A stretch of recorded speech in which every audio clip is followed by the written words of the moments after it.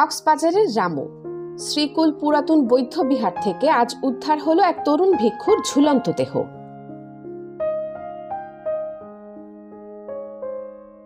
মাত্র ২২ বছরের কিমাচারা ভিক্ষু, হঠাৎ করে যার জীবন থেমে গেল চিরতরে।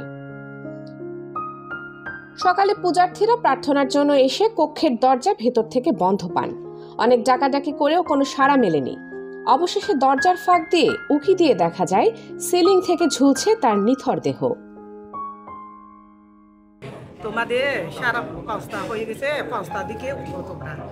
হ্যাঁ বলছি বন্ধে ছোট বন্ধকে ডাকছি, ছোট বন্ধকে ডাকছি, ছোট বন্ধে এসে সেন খায় আঁকি ছোট বন্ধ এতটুকু দেখছি। আর সবকিছু পুলিশের সাথে যা দেখেছি আত্মহত্যা বলে আমাদের প্রতীয়মান হয়।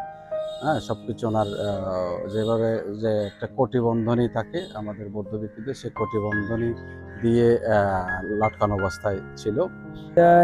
এখন দেখিব নিচে ও সিয়া উগো আছে, সিয়া মানে আগে থান দিব, থান দিয়ে যা পাশে দিলে যা সিয়া দূরে যায় এরকম দেখি হাত দিব এরকম বন্দিয়ে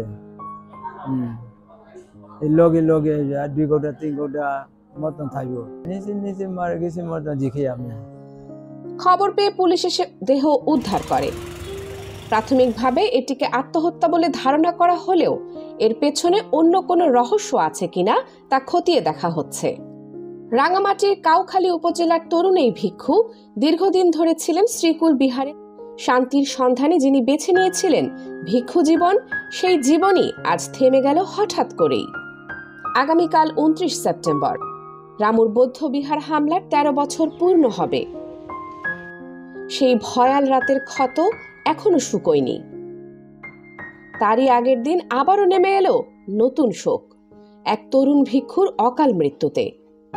অধ্যক্ষ যিনি প্রবীণ বৌদ্ধ ভিক্ষু, শতাধিক বছর বয়সী পূজনীয় শুকাচারা মহাতেরু, ওনাকে সেবা দেওয়ার জন্য মূলত তাকে আনা হয়েছিল।